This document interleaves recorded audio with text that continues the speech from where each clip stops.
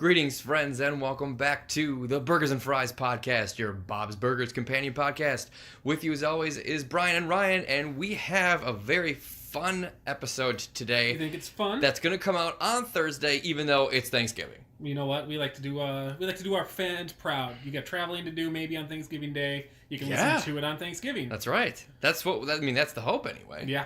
I mean, if you have any drive that's going to be a half hour plus, like pop this guy in. Yeah. You'll be all set. You'll be right on schedule. Yeah. Also doing another live Instagram thing. I don't know. I like to try and do these for the intro of the episode before we get going. It just, I don't know, something else fun to do. Sure. So we have Kids Rob a Train, season 3, episode 15. Season 3. Wow, season 4, episode 15. Season 4. Yeah, season 4. We're further ahead than you think we are. Yes, very much so. Yeah, the Kids Rob a Train. It's a Rudy episode, back to back with a Teddy episode. Two of my favorite characters. So and a Rudy.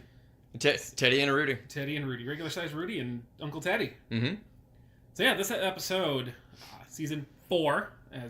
Do you want a synopsis? Do you have one? I guess you're holding the phone. You don't have your synopsis. I don't. I know. You do the synopsis stuff. When we get into the actual episode, I'll turn my phone off. And I'll have my notes. Bobland and the kids board a train for a wine tasting while the kids are put in the caboose. The kids sneak out in an attempt to steal the chocolate from the kitchen car while Bob challenges another person on a train to a contest. Which is more funny. Like, I remembered the kids stealing the stuff on the train. Mm-hmm. Right? No spoilers. I didn't remember Bob doing the wine contest. No, not at all. So that was a lot of fun to kind of relive that storyline. And then you forget a few little jokes here and there, throughout the episode. Yeah, it does have a lot. So I haven't watched this episode in a while, so it was good to go back. And started to watch season 9 now. Finally. Going through, and Holly's like, well, what can we watch? She's like, is there any new Bob's Burgers? I'm like, yeah, let's do it. Like let's 6 new ones. Well, at least because she was, up until recently, she was a swim coach. Mm-hmm. And now she actually has time, so we have a lot more time in our nights, and sometimes we'll just, veg out and watch, whatever show it is. And, she picked Bob's Burgers, like, perfect. So we watched the first 2 or 3 of season 9. Finally watched which is Boys nice. for Now. Boys for Now, Just one of the Boys for Now. Uh-huh. Wow, I almost spilled my tea everywhere. Uh-oh. Did you watch this most recent Thanksgiving episode? I think you should watch that before you watch any of the other ones. No, I did not. That was on Sunday. Get to it either tonight or tomorrow. Yeah. Anyway, this episode aired date was March 30th, written by Stephen Davis, friend of the podcast. Friend of the show. And directed by Kelvin Yu, almost a friend of the show. Almost. He did prop in. Yeah, he popped in for like two minutes. Seconds. So. Goes into that podcast. Did you see what they have now at the studio? Mm-hmm. At the new Bento Box Studios, their break room is Bob's Burgers. Nice. It is the restaurant. Nice. It looks really cool. It's all over. I follow a bunch of the writers and artists and directors on Instagram, and they all posted the new, their picture from the new break room, which looks amazing.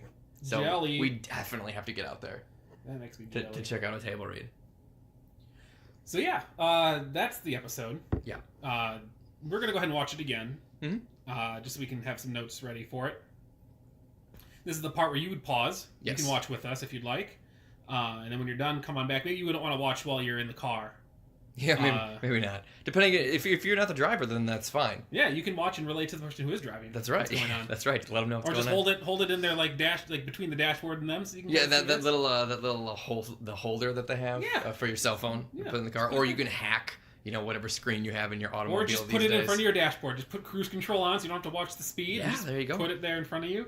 There you go. You can watch this episode, and when you're done, you can come back to us, and we'll be here with the Kids Rob a Train. Regular Sized Rudy? Louise, Jean, Tina, what are you doing here? Hold on, Beanbag. I'll be right back. I know these guys from school. Do you live here? My dad has me on the weekends. He's been online dating, and he brings his dates here. But on the bright side, I get to hang out with old Beanbag here. Up top, Beanbag. Boom. Yep, we see a lot of Rudy. Okay, rules. 1, you can't leave the juice caboose for the duration of the trip. 2, don't bother me. And 3, always believe in yourself. Thanks. We can't leave the juice caboose? Are you kidding me? Get comfy, because this room is your life for the next 4 hours. Look, there's nothing to do! Open the store! I can't hear you. The train's too loud. Honk, honk. And we're back. Thank you all so much for joining us after the break. that was the kids on the train. Thank you all for watching. Well, and they weren't on the and train. we'll talk to you next week. No, They weren't on the train the whole no the they whole were time, not on the whole time. No. And I guess that's part of the crux of the Ocean's 11 type story we had running on in there. Right. So I want to talk about Gene's outfit right away because I think it's Dexy's Midnight Runner. You look like Dexy's from Dexy's Midnight Runner. And he's like, I'm Boxcar Gene, and it's like you have to put a shirt on. It's like, oh, next you're gonna be telling me you have to put on underwear. You need to put on underwear. Okay. Yeah. But he wears the overalls with no shirt on underneath and the handkerchief that he wears around his neck, which I absolutely love. He's getting into the whole train theme. I'm Boxcar Gene. This is what I'm doing. We're going on a train. It's fantastic. And I think it's hilarious. And again, back to one of my favorite things, I like to see characters outside of their normal clothing. It's true. He's the only one in this episode who's wearing different clothing. No, Linda comes in and she's got, Bob and Linda have, vacation outfits on. I thought Linda had her sleeves are rolled up. And I think she's got a magenta instead of a red top. Okay. Yeah. I I know. Quick. I know. That's right. I went there. I know. Well, I literally just watched the episode and I don't remember her wearing. And I think Bob had like a teal shirt on, maybe with his sleeves rolled up or something. They were dressed up-ish, but they were definitely out of their normal restaurant because they attire. were all downstairs waiting to go, and then that's when Gene came down. Yeah, no, they're out of their normal restaurant attire. I promise. Well, you can promise all you want. Is there somewhere you were going with that while I look this up? Oh, they're. Oh yeah, with Linda, when she comes in and she's like, "All right, we're going ready for the wine train." And today's, we're going on the wine train. And she's got 2 bottles of wine and she's bringing her own wine on the wine train. She's bringing her own wine on the wine train, and Bob's like, "Linda, you don't have to bring that. The wine's already on the train." She's wearing the same color shirt. It's just a short sleeve shirt, and he is wearing a blue polo. Okay, that's more pink and salmon than red. Linda wears a red shirt. That's off red. But yeah, different outfits for everyone. Oh, so in the beginning of the episode, she is wearing that random shirt. Yes, she is. I know. That's so. Okay, I will admit that it is a different shirt, but I was right in saying it was the same shirt at the beginning. Because same shirt as the beginning. Yeah. Yes, you're correct. But she's wearing something different than her normal attire. Yeah. Which is also what I enjoy. And Bob's not wearing his apron. I'm very fashionable. I enjoy everybody, just changing it up. You right? enjoy when Bob wears a nice blue polo shirt. Yes, that's right. Yes, I do. Because, they are... It is slightly less red now that I'm looking at next to the next episode coming up.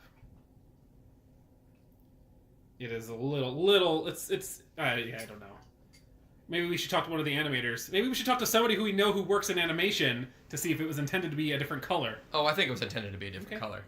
Well, what, you want to get calling all Mario's here? You want to get Mario on the phone? Let's just call him up right now and we have a live Q&A session with him. I wonder what he would do if I just said that right now. I think he'd be busy. It is it's 2 o'clock. 2 o'clock back there. I'm sure they're busy doing stuff. Anyway, so one thing you enjoyed of the episode was the different outfits. The different outfits. Mostly jeans because it's hilarious. Okay. But yeah, it was great. Okay. And I like the wine joke right off the bat. And there's literally zero time for exposition before we jump right into the main story, which is also great because that just shows you how much.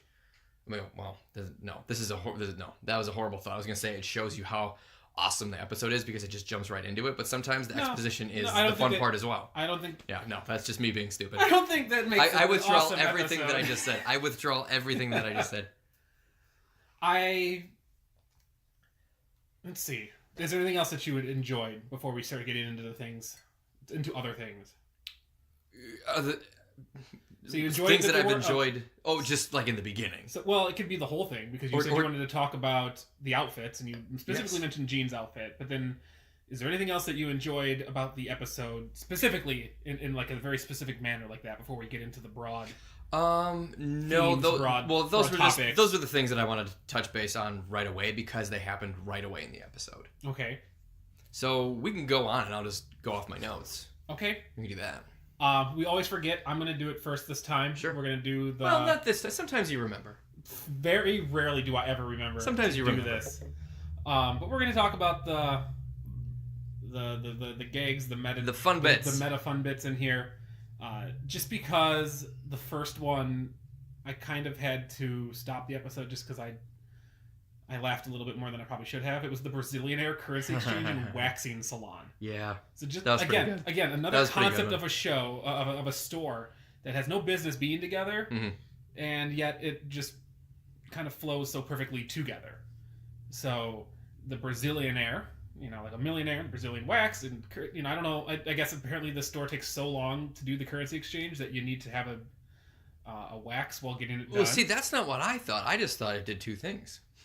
If it serves dual Not because it purpose. took that long, you need to Okay. get a Brazilian. It's just like, well, it's a dual purpose. You can get a wax and you can get the currency exchange right away. You're getting your currency ready, and then when you're done, why have to go next door to the salon when it's already built in to the currency exchange? Yeah. Okay. I'm fine with that. Okay. And then the Murder She Wrote Exterminators, which Yes. is a good play on the TV show Murder She Wrote. Yes. Which I guess is kind of fitting for this, given that this is kind of a. It's an Ocean's 11 type heist movie, but it's still like a mystery's being solved. It's kind of they try to solve the mystery at the end. They don't do it successfully. Of the wine? Of the who stole the Who stole the chocolate? Yeah. I just thought that was kind of fitting for that. And then the burger of the day was the enoki doki, which is enoki mushrooms. Mhm. It was nice to have a burger of the day again. I mean, we get them. We had that string where we didn't get them at all. No. And then we had one in Uncle Teddy, but it's just gonna have it again. I like having all three of those here. It just makes me feel like we're back at home for an episode. We're back where we started. We're back to the normals. We are. All right. So, I don't know if I'm going to go through this episode bit by bit. It's a pretty straightforward episode. Yes, it There's is. not much that goes on. The kids go on the aside- train, they rob the chocolate. Bob and Linda are on the train, and they try and guess which wine they're drinking. Sure. Right. That's pretty much you. I may have missed a couple of little things in there, but That's one thing that I like and dislike about this episode at the same time.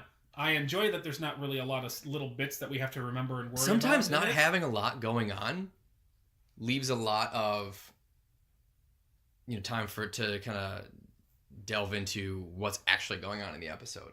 Right? They got real crazy with the train, and they were able to lay out, have a proper layout of the train when they're doing the, here's the juice caboose. We got to go up to the kitchen car. Yeah, but that's all. Doing all this stuff. But see, all that is a good setup for the actual heist that they're doing. They're introducing. absolutely. They're introducing. Here's all the components. Here's the chocolate fountain. That's the second. That's the largest on-train chocolate fountain in North and South America. Yeah, But I wrote that down But too. the largest Is in Guatemala. is in Guatemala.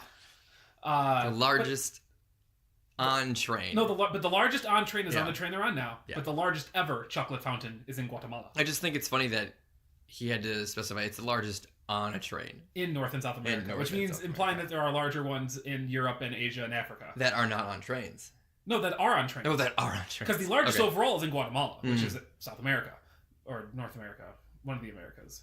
But I don't know. I'm sad that we don't know that. but theirs is only the largest on train in North and South America, meaning that there are larger on train ones in the other continents. Right. Okay. Got it. What they are, I don't know. So it doesn't really. It's still a lot of chocolate, and I like when Louise just, no, this is what we're doing now. We're, and she just kept handing him the things to dip into the chocolate, and probably the cheese. Is that cheese or pound cake? Hey, whatever they would have. I mean, if you go to Melting Pot, Or maybe fondue melon, place, it's- whatever. They have cheese Yeah. and chocolate and all that stuff and fruits that you can put into the chocolate. So. Which Melting Pot is like a once a year place to go visit. That's not I even think, once I a feel. year. Once every couple years. Yeah. Because they don't change their menu No. unless you go to the seasonal events, and even Sure. those are still things you could get once every couple years. And it's really pricey. Mm-hmm. But it's nice because somebody else cuts my food for me, and then I get to dip it into fun things. Yeah. And it's like, what more do you want? So it's a nice splurge. But yes, to your It's point, better to go with a group Yeah. of 4 to 6 or 4 to 8 people. especially if nobody's gone before. Mhm. Then it's maybe a little fun. Yeah. Fondue in itself needs to be offered at more places, not just these specialty $150 a plate places. There's one in Madison. another one that's not the Melting Pot. Yes. Okay. It is. Oh gosh, it's a cocktail bar, and they have fondue for dessert. Just So- chocolate. yeah, But not actual. But not cheese. There have other places that have done fondue desserts. I'm Okay, talking the okay. whole 3-course. I see. Should be. There needs to be more places like that. I know Melting Pot kind of has this weird monopoly on that, and it is expensive to do that because you are wasting a lot of Yeah. oils, and it takes a long time. I mean, you can't just go in and eat for 30 minutes, 40 minutes and be done. You're there for 2 hours. They got to heat up the, they just don't keep a boiling pot of, cheese just sitting there waiting for you to come in and then scoop it into the pot for you to. Yeah. The only thing that actually comes out warm is the oils, and those even still have to be heated up in addition. Yeah. But yeah, I mean, it's all fresh foods, and well, you hope it's all fresh foods. I mean, see why it wouldn't be. Cheeses and fruits last for a while, and the meats are what they are. But yeah, it can be expensive.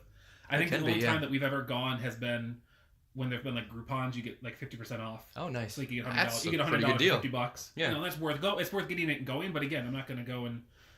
It's a time-consuming. Time-consuming event. I'm not going to troll Groupon for $50 off coupons all the time. Be like, "We got to go again," because it's still going to be more than that. It still takes at least $100 to go there because the fondue itself is $80. Where if I go to any other mid-tier restaurant in Madison, $100 will get me 2 courses plus probably 4 drinks, and then you never factor in when you get those cards. You never factor in you're gonna have to you got to get a drink, and you're there for 2 hours, so at least 2 or 3. Give me 4 drinks, and then I can get a dessert. So I can get like a whole meal. So I could save my money and you just get like maybe 1 drink. The 2 entrees, 1 drink a piece, and then no dessert, and then you're really coming out ahead. But I guess the goal was to spend $100. Or you can buy the fondue stuff and do it at home. Mm-hmm. Done and done. Yeah. But you know what you can't do at home? You can't go on a wine train at home. No, you can't go on a You can't go on a wine train at home. Good segue, man, because we were really getting off the rails. Oh God, we're lame. All right. But yeah, so Linda wants Linda wants to go on a wine train. Mm-hmm. So we're gonna backtrack a little bit because we talked about how there was the whole train set up for the heist. Linda wants to go on the train. She's really excited because she bought her own wine. I like Bob's line here. There's a few lines that I really enjoyed, and the one that he says here is probably my favorite because I can imagine my dad saying it or even me saying it and being like, "They supply the wine on the train, Linda. If there was no wine, it would just be called a train." Yeah. It would just be a train ride. Right. And then he's like, "Are you sure kids are welcome?" She's like, "Yeah, sure. It says right here." She pulls out the brochure. "Kids are welcome." And she's like, Linda, kids are allowed, but not welcome. Kids are allowed, but not welcome. Yeah, that's what it was. So right there, you kind of know that it's not gonna, Linda wasn't caring about with the kids. She just wanted to go. She wanted a place to have somebody watch the kids for them, so they didn't have to pay a babysitter. Because if they allow children, which they did, they clearly did. Yeah. They just stashed them away in the juice caboose. They're not welcome. They're not welcome in the big part of the train. They're not as welcome. They don't get the chocolate fountain. No. They don't get any of the chocolate. They get to sit in the back of the train and wait for the 4-hour train ride, which is a long train because it's 2 hours one way and 2 hours back.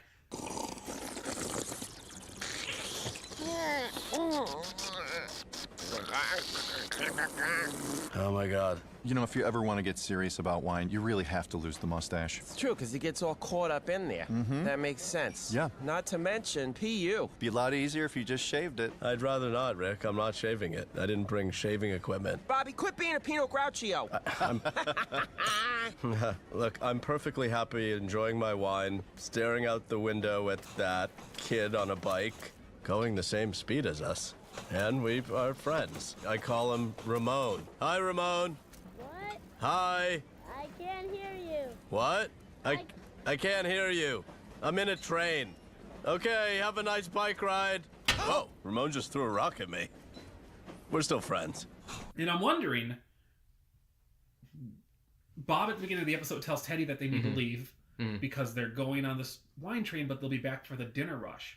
I wonder if Bob knew that it was a 4-hour train ride because I don't know when he's leaving and coming back that he's not going to miss a dinner rush. Yeah, nobody knows. Like, did they pick up and get out at like 12:30? Trains at 1. They get back at 5:30 and they're sitting at 5:30 to 7 dinner rush maybe. That's 4 hours. A long time. Yeah, that's a long time to be gone. Mm-hmm. It is. I did. Speaking of Teddy at the beginning of the episode, I did enjoy that he was sitting there making noises with his food while he was eating it. He was really enjoying that burger. He just enjoyed this. He didn't have fries even, or maybe he ate the fries already. Maybe ate the fries first. Are they still? I'm trying to remember when was. Maybe this is a newer episode. It's a newer episode. Never mind. I was trying to remember the time that they couldn't fix the fryer. And they had to pay for something else instead of fixing the fryer. But I think that was the episode where Tina goes to horse camp, and that's season 7. That's a ways from now because Teddy's like, "Where are the fries?" And he brings his own fries in from another restaurant. Yeah, which is pretty good. Anyway, but yeah, so he's enjoying that burger. He's loving it, And so then they leave for the train ride. They get there. The kids have to get ushered back to the juice caboose, as it's called, because they get juice in the caboose. I guess they get juice twice because they get it twice in the episode, and that's the only other time that they would have gotten it.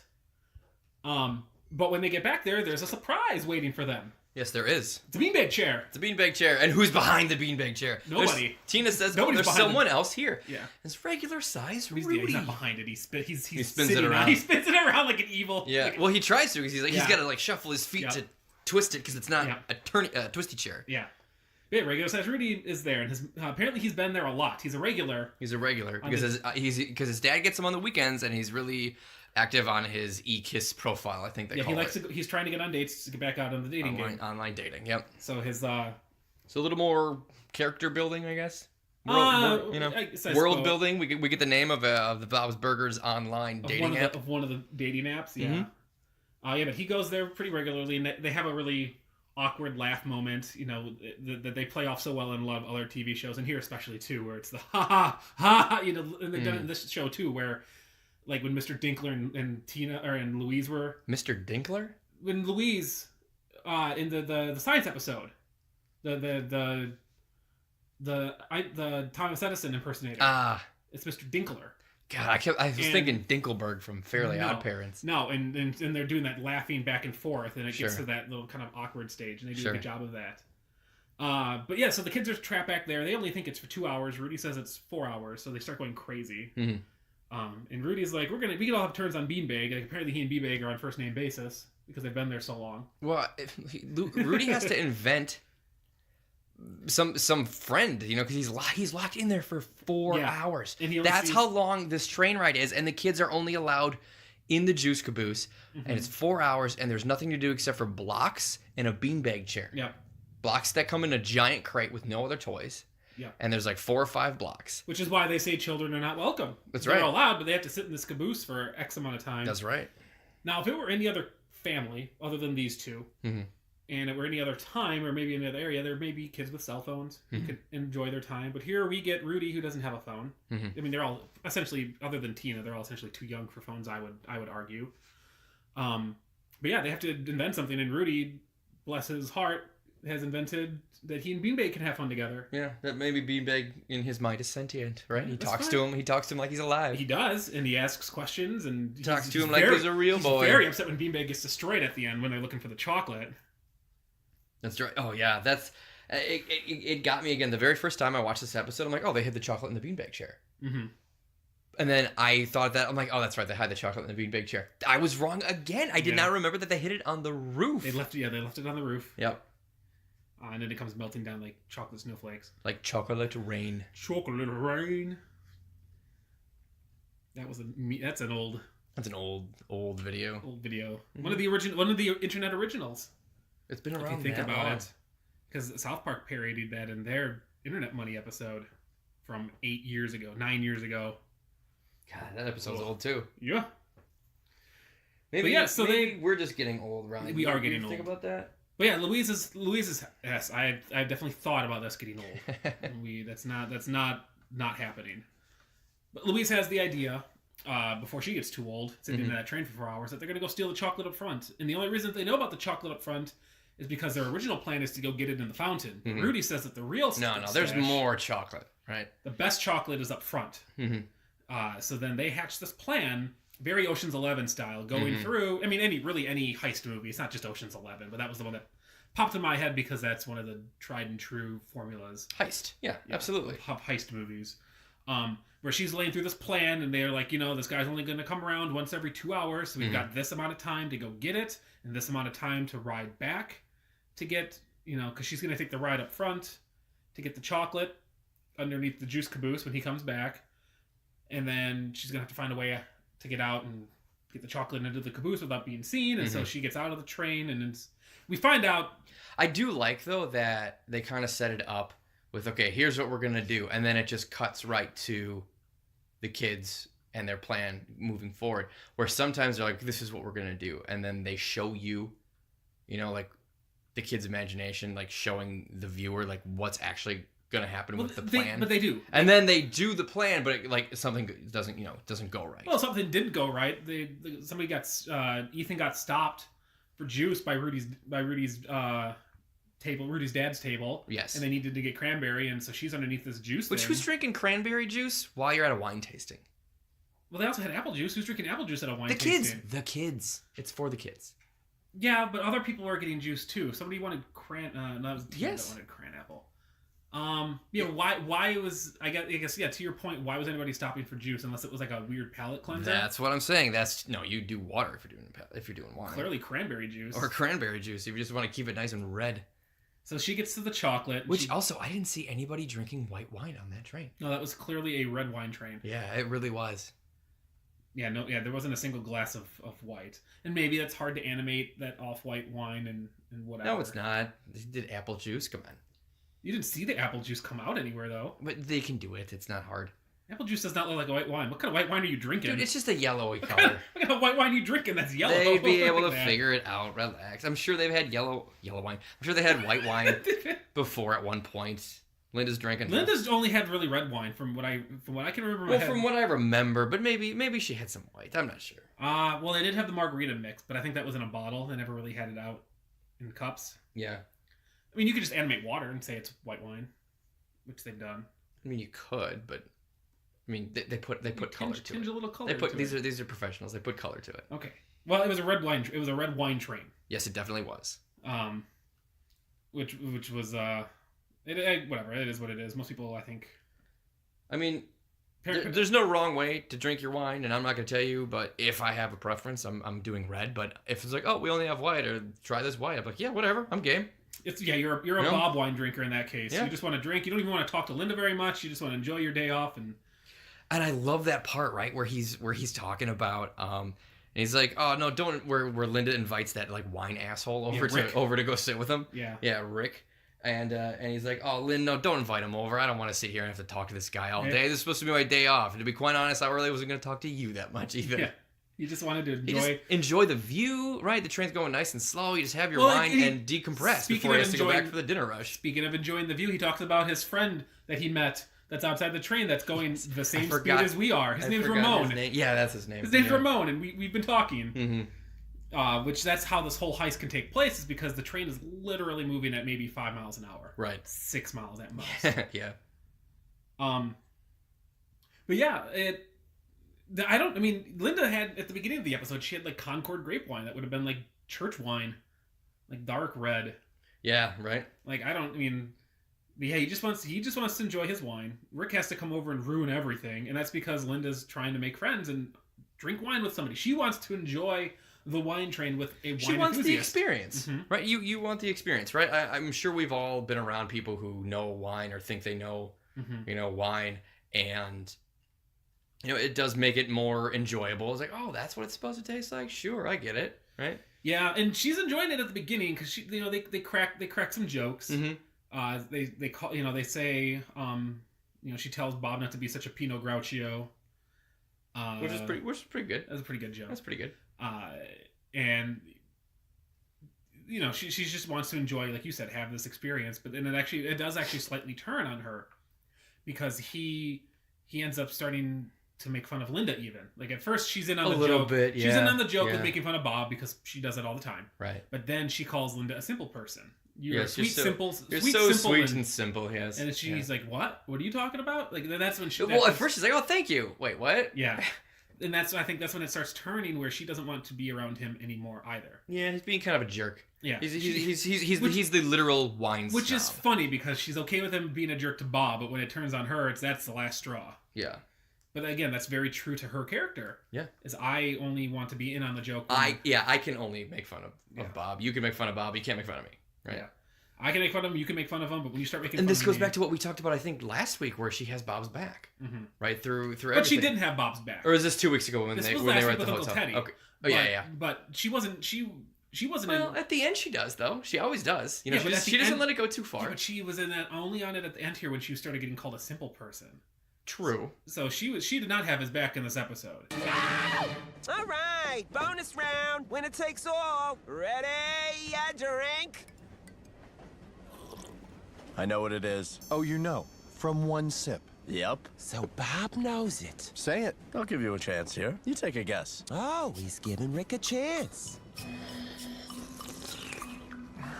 You don't know it. Talk to me, Goose. Get inside me. Take your shoes off. Make yourself comfortable. The wine's inside of Rick, getting comfortable. Okay, it's a blend. Yeah, it's definitely a blend. I'm getting a few things here.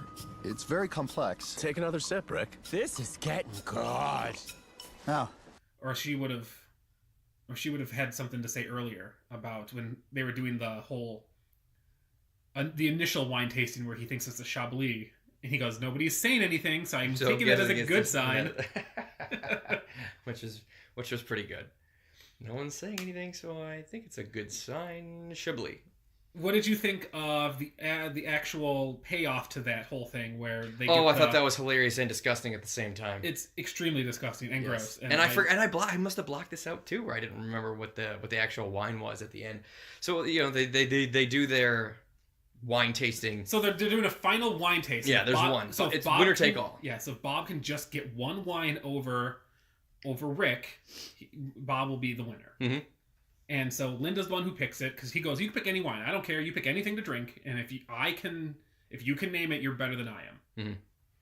And so it ends up being where I don't think he's technically wrong, because he says like 3 wines is like a combination mix. He's like, it's a Merlot, Cabernet, blah blah blah. He says it's a Cabernet Merlot mix blend. He says which he's probably not wrong, but he's not fully right because we end up seeing that it is literally all the it's discarded water from the spit bucket. It's all the discarded wine from everybody else, which is absolutely disgusting. I think it's funny how they know that from before, though. The whole reason that Bob knows that is because they were on some other wine tasting excursion. He's like, "Hey, I bet you want to drink the spit bucket," and he did. Yeah, he did. Which I thought was pretty clever. And so everybody's grossed out. I'm a little grossed out by that, just because just thinking about it makes me kind of a little. No, that's gross. It's definitely gross. It's really awful, and I hope that it never happens again. But let's talk about the heist itself. Okay. They went and saw Sideways, is what it was. The movie Sideways with Paul Giamatti and Sandman. Yeah, what's his name? I don't know. Sandman. Thomas Hayden Christian or something. Yeah, Thomas Hayden Church. There it is. Yeah, I knew it was something Christian church related. I got you. Yeah, that movie's not bad. It's not great. It got a lot of hype in it. I remember watching it. It wasn't great. I mean, it was fine. It was good. You know. Yeah, I don't think it deserved the hype that it had, but it is. I don't know. People out in Hollywood loved it. It's a movie. Things I don't know. Oh my god! Speaking of movies, I think we need to watch this movie, The Thanksgiving That Almost Wasn't. What's that? Oh boy, I think I've seen that like as a kid. Yeah, probably. It's a mystery kids movie. Oh yeah. In 1621, a squirrel Jeremy prevents disaster for the Pilgrims when he enters the wilderness surrounding Plymouth County in search of the lost Pilgrim boy and an Indian youth. Indian youth, by the way, 1972. #racism. I don't think I like that summary. Well, it's about the Thanksgiving that almost wasn't. So it's only 25 minutes. I'm gonna have my kids watch that. Why? Why not? It's Thanksgiving for everybody except Europeans. Are they gonna enjoy that? Why do you torture your kids so? Because they need to learn the same things I learned as a kid. And what is that? That there was a Thanksgiving that almost wasn't. Okay. Speaking of Thanksgivings that almost weren't, back on track. What's your favorite Thanksgiving song from Bob's Burgers? Favorite Thanksgiving song? Yeah. From Bob's Burgers. Yeah. So we have the Pass the Cranberry Sauce. I mean, mashed potatoes. That's the classic. We have the gravy boat, which we had this year in our reviews here. The gravy boat. Yeah. We've also had it's Thanksgiving for everybody except Europeans. Yep. It's Thanksgiving for everybody.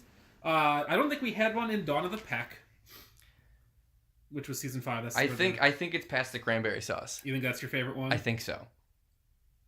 We're having mashed potatoes. Thank you for loving me. Yeah, thank you for being there. The whole world's thinking you kill the turkey. Yeah, the whole song's great. You think that's your favorite? I think so. Yeah, what's yours? I think I like the gravy boat one. I haven't seen this year's episode yet, so I don't know if there's a song for this one. Okay. And I don't remember the one that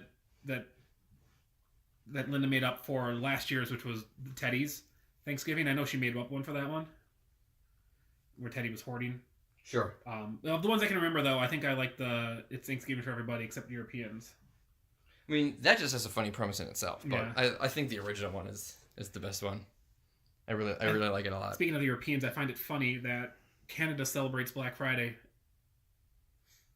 and not Thanksgiving the same day as us. Well, they just want the They money. just want the sales. Just Well, give us more money. To be fair, a lot of when you think like shops in Canada, the only like actual Canadian shop I can think of is Tim Hortons, and the rest of them are like just affiliates from American Oh, maybe stores, that's like yeah. Targets and Best Yeah, Buys, yeah, which yeah. are called future shops up there. Mhm. But anyway, you were going to say something about the episode, and we got off track Oh again. gosh, was I? Yeah. Oh, the heist itself. Yeah, we got to go back to the heist. Yeah, I like how they laid it out. We get to see Rudy, you know, with the squares, and then Gene and Tina just keep making comments, and Louise is like, "Oh my God, you guys shut up! You're embarrassing me in front of Rudy," which is really hard to do. Yeah. You know, like just calm down, you guys. Like Is focus. this- You need to focus. Is this the start of the whole kind of on again, slowly burning infatuation, admiration, adoring that Louise has for Rudy? I Do you think think this might be the start of that? looking back, knowing what we know, maybe, but I think it's too early. But to say. I think even season 3 in that episode may have been the first time that we kind of get that, because she's starting to see that he can be seen as an equal, Sure. because they go on that Amazon adventure together, Mm-hmm. and now she's feeling embarrassed in front of Rudy. Yeah. Yeah. And we will get to those much later on. Sure. But yeah, I think that I always love the Rudy dynamic that is brought in when he's in here, because as much as he's debilitated in a lot of things, he still tries to act like one of the crew.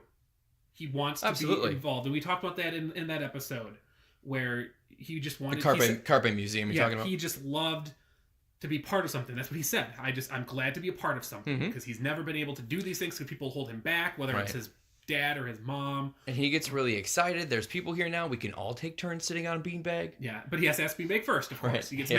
manners to ask Beanbag first, so people can sit on him. I love this kid. He's a lot of fun. So, you know, they lay out their plan and they execute it, you know, perfectly. You know, First up- part is perfectly. Yes, up until they get the chocolate, right? She goes under the push cart with all the juice, and they go up to the She goes up to the front. of the front. You know, hey, birthday people. She gets out. They get she gets the chocolate. I love that they pretend it's Linda's birthday, because she's the Yes. only one on the train who would have been like, "Oh yeah, it is my birthday." Yeah, it's very true. It's very true. And then, which they give him a whole cake. Mhm. Which I guess they're it's a little- I guess they're splitting it with everybody But else. it's also on a the little train. cake. It's not a huge cake. It's like a It's little. it's a good It's a size. 7-inch cake. It's not that big. It's a good size cake. It's not like. What, you're just gonna eat the whole cake in one sitting, right? There's no frosting on it. Yes, I could eat the whole cake in one sitting. There's none of that extra filling frosting. It's an airy devil's food cake or something. Looks good though. It does. I wanted cake. Yeah, but then Louise gets the chocolate right in the big sack and jumps out the window. That's a really fun part that I Yeah. want to talk about. We're just like, okay, Louise, you can do this. It's just jumping off a train. She's like 1, 2, 3, and she jumps, and then the camera pans down, and she's just standing there with the train crawling Yep. behind her. It's like, oh, right, this train is not going as fast as I thought Mm-hmm. it was. And so she runs to the back, and they're not there yet because the chef, who's from Germany, had to use the Kerplunker, Yes, the which fake. is I love the that. toilet. I love that the fake. That's a really bad German accent. Really bad German accent. I must use the Kerplunker. Yeah. Mm-hmm. Which is really funny. The whole thing, though, the whole exchange is really funny with Tina, Yes. because she goes, I think she goes, don't, she's like, make it fast, and he goes, don't tell me to make it fast. And she goes, just go. Just go. Maybe you're too quiet. Maybe you should talk or something. Yeah, sing songs. Yeah, sing songs. Yeah, and he's like, hurry up. He's like, every job can't be finished until the paperwork is complete. Which I love, because that's a great euphemism for toilet paper. I love that. Right. Wiping your butt. So it's funny, and then they all like, okay, it's yours, and they all rush in. They're like, oh man. He's like, oh come on, it's not that bad. It's not that bad. Rudy says it smells like my grandpa. Which Yeah. I love. It's awful that his grandpa smells like that all the time. But Yeah, but then that's one heck of a BM Yeah. from the chef, because then Ethan goes into the bathroom to try and find the chocolate, and he's It's and still then, there, it's and he's still like, oh weird. boy, and then the guy's like, yeah, you might want to give it a minute. which has been one lingering BM. Yeah. So they finally get to the back of the train, and Louise is ready to hoist the chocolate up, and so she starts having reserves though. she's like, "What are you gonna pull me up too?" And she's like, "Well, of course we're gonna pull you up." It's like, why? Why would you pull me up? I wouldn't pull you up. I would just take the chocolate. I can't work with you if you wouldn't just take the chocolate. Louise, that's so mean. Yeah, like, yeah. Of course Rudy's gonna help her up, and Louise is like, "Well, no," because she's thinking how she would handle the situation, and she would take the chocolate and run. I wouldn't let you up. More chocolate for me. That's right. That's right. So they get the chocolate, they get Louise back in, only no, they don't. Right? They fall out of the train, and then they got to run back in, but then that's when the train picks up speed. Right? It's coming back, it's doing a loop and coming back around. Yep, in 15 minutes, but it's going to be a little bit faster. Because they're behind schedule. Which was the big thing. They're behind schedule, and so they all have to run and try and get up on the train, and then Gene's handkerchief flies off, right? And they're like, oh no, I have to, and he has like this moment where he has to decide if he wants to go back and get his handkerchief. I have to go back and get my handkerchief. It's made of cotton, right? Yep. So he's never gonna get that back, right? And it floats away, and then Tina says, "Oh well, it's what your handkerchief would have wanted. You chose it over chocolate." Yeah.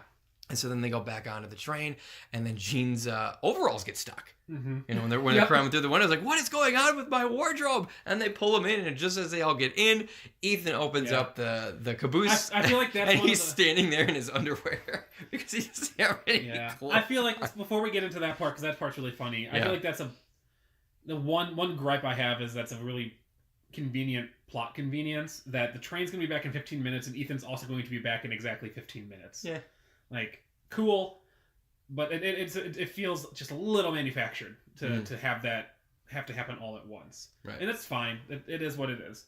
But yeah, when they get back into the train and they're all in there, yes, Gene is naked. Louise is hella dirty. They're all out of breath. They're all panting. Ethan's like, here you go. Here's some stuff. Hey, kiddies, got your juice. Oh, thanks, Ethan. Thanks so much, buddy. We can always count on you for juice and juice-related things and really just juice. But we love juice. Are you kids okay? Oh, we're just great, thanks. Last juice of the day. Great. Granaple? Wait a minute. Something's up. Why are you out of breath? Well, my trachea constricts due to the histamines in my body produces. Okay, Rudy. Stop talking. Why are your shoes muddy?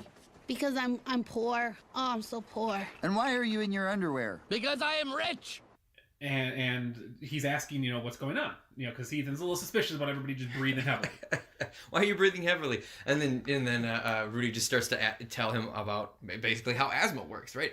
Like, my lungs are constricting. I can't he goes, breathe. It's like, all right, my be quiet. trachea constricts due to histamines that my body produces. Yeah. He goes, okay, Rudy, Okay, just, that's enough. Be quiet. And why? I was like, why are your shoes all muddy? He's like, because I'm poor. And then, so Louise, I love that because Louise goes, I'm so poor. I'm so very poor. Very poor. And then looks at Gene, why are you naked? And his is, because I'm rich. Because I'm rich.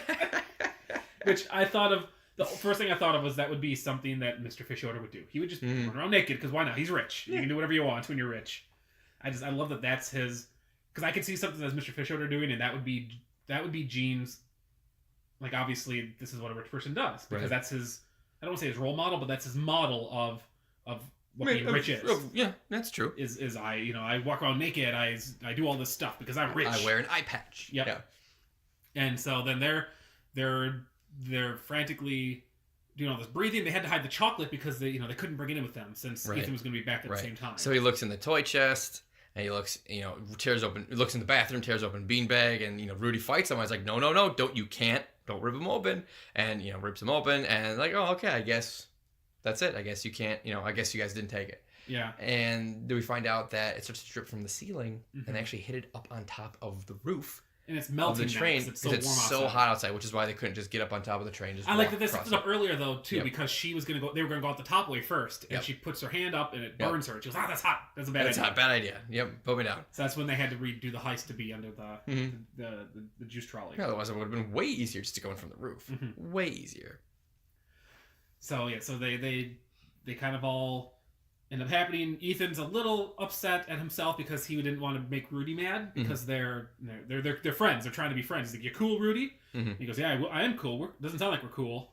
But they get that taken care of. Turns out Rudy's allergic to chocolate. Yes, and they all start freaking out, pushing him. Rudy, what are you doing? Don't eat it. He's like, well, what happens when you eat chocolate? I was like, well, I don't know. I've never had it before. He starts fake choking. Just kidding. It's like, no, I just get a rash on my back. It's no big deal. And again, it's another example where Louise is honestly concerned about Rudy. She's like, don't do that to me. Yeah.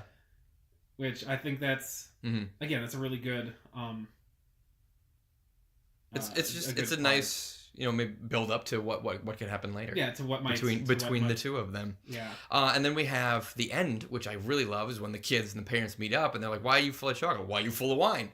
Yeah. Or why do you have wine all over? You're like, why you have chocolate all over? But The kids are covered in chocolate. And again, this happens a lot in the show, and it's so great because they always get on their own separate little adventures, and when they come back, they just don't talk about it. It's like, I'm not going to say anything if you don't say anything, because neither of them wants to say what happened. And I think that's kind of a fun unspoken rule that the family has. Right.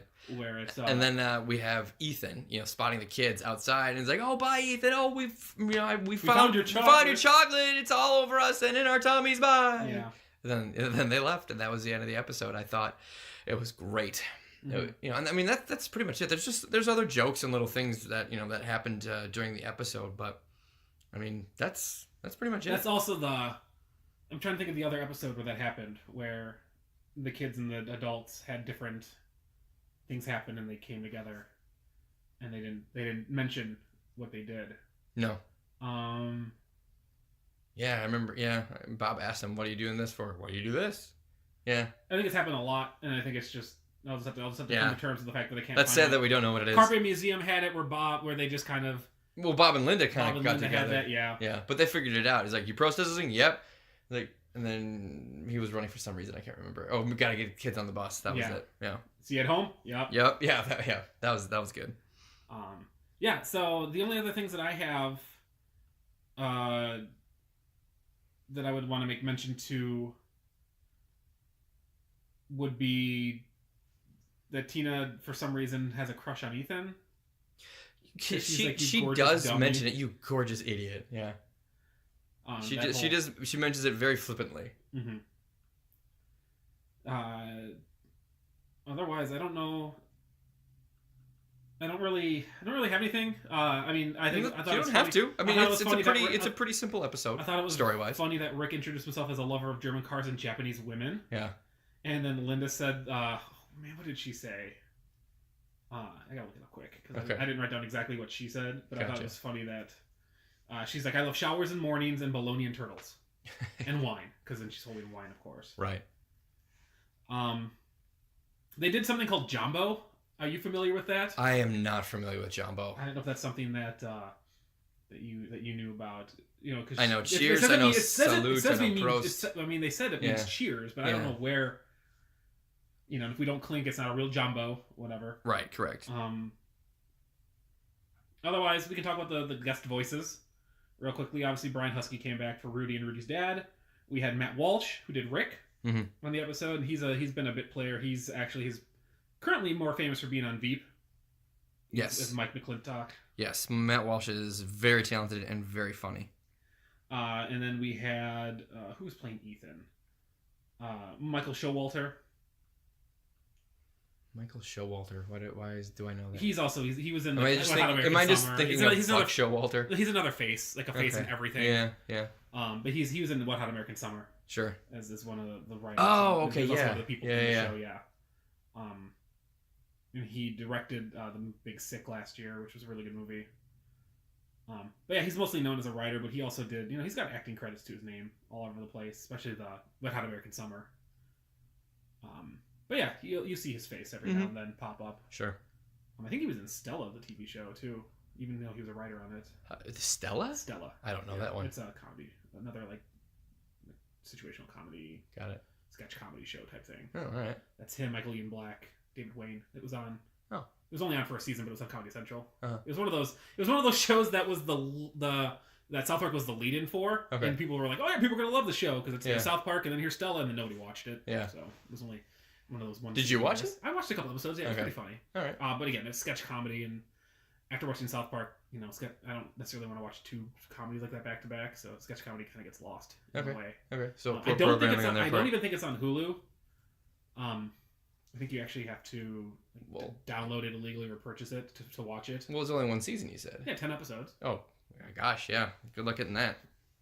But yeah, it's available places. I'm sure we can find it. It'd be something you would like watching. And I know you enjoy sketch comedy shows like that. I do. That's true. But yeah, I don't think I necessarily have anything else. I'm looking at my notes and we kind of hit everything. It's a cut and dry episode, and that's okay. Mm-hmm. It's very simple story-wise, but there's a lot to the story, if that makes sense, right? There's not a lot going on, right? It's everything's kind of compact on the train. So I think we're good. I think we can head into the break, and then we'll get our numbers on the other side. Yeah, sound fair? I'm just trying to see if there's anything. Really there's keeping us in suspense here, Ryan. I was just seeing if there was any actual trivia worth mentioning as I kind of scope through some of the websites. And Regular Sized Rudy wears a wristwatch for the entire duration of the episode, which avoids any continuity errors that would follow if the watch would only appear in the scenes when he used it, similar to other cartoons. I don't know if that's necessarily trivia per se, but he had the wristwatch on the whole time because he used it to do the timing. Sure, that's fine. That's really nice because I remember in Homer's Enemy, Homer looks at where Frank Grimes goes, Simpson, do you have a 1013? And he looks at his watch. Yeah, no, a 1013. And you're from your procedure manual, and he looks at his watch again. Look at your control panel, right? The rest of the episode, Homer never has a watch on, but for that gag, he does. So I like that. What's what they did in Bob's Burgers. Yeah, that's good. Most cartoons will do that. So Dave and Alice, the couple who's Bob and Linda trick or treat at in Fortnite, where Bob and Linda are in the dragon costume, they're also on the wine train. Okay. Oh, cool. Apparently that's happened. Yeah. And then that's it. That's it. We're done now. That's it for trivia. That's it for what we're going to talk about. We're going to go ahead and pause and get some numbers. And we'll be back after the bump. We got our very own chocolate fountain! Some of it just went down my underwear. I like it. This is the best weekend of my life! Doesn't even matter that I'm allergic to chocolate. Rudy, what? Stop eating it then! Oh, because I'm allergic to it? Yeah, what happens when you eat it? I don't know. I've never eaten it. I don't know it. Just kidding. Damn it, Rudy! It's not that bad. I just get a rash on my back. There's my babies. Why are you covered in chocolate? Why are you covered in wine? Don't ask questions. Yeah, ditto. Ow. I feel like I French kissed the whole train. Yum. Hey, Mom, did you have a nice birthday at least? I did. Wait, who told you it was my birthday? Oh, look, there's Ethan. He's yelling something. Oh, hey, Ethan, we found your chocolate! It's on our faces and in our tummies! Hey, we got the numbers up. Let me get the clock up. Yes, get a clock. Get the clock. We've been pretty bad at that. We've been ending. We haven't had enough time to finish up. That's true. All right, you ready? Yeah, I'm ready. Set, go. All right. First off, meta joke fun bits. We had the Enoki Doki Burger, the Murder She Roach, and the Brazilian Air Currency Exchange and Waxing Salon. I gave that an 8. Well, we never talked about the credit sequence. It was a pretty standard credit sequence with chocolate and stuff. That's no problem. Yeah, I gave it an 8, just purely on the three things we just talked about. They were all really good, really funny. They didn't really interact too much with the episode, but they are all worth a good laugh. Gave it an 8 as well. Love the Brazilian Air. I thought that was really funny. The Murder She Wrote pun was great, and we get a nice little song at the end in the credits. Story, I give 7 for everything we've talked about before. I really enjoyed the story. I'm not downgrading it because there wasn't a lot of extra bits, but I'm not giving it more points because of it either. It's just kind of it was a very good serviceable story at a 7. And it's something that I could watch again. Sure. I gave the story an 8. I really enjoyed it. I love the heist. I love the simplicity of it. But I also enjoyed the complexity that, is the story inside the train. Sure. Humor, I gave an 8. I actually went into this episode not thinking that I was going to laugh as much. Like I remember watching it and kind of chuckling here and there and being like, it's kind of funny. But then I remember going back and watching it for this episode, I laughed a lot more than I thought I would, and so maybe it truly does deserve a 7 in my book, but just for the sheer amount that I did laugh and enjoyed it, I gave it an 8. Yeah, I gave it an 8 as well. I really liked the humor. I laughed a lot. I love the kerplunker joke. I've never heard a toilet called that before, so I really enjoyed that. And then other, I gave it 8. Regular Sized Rudy came back.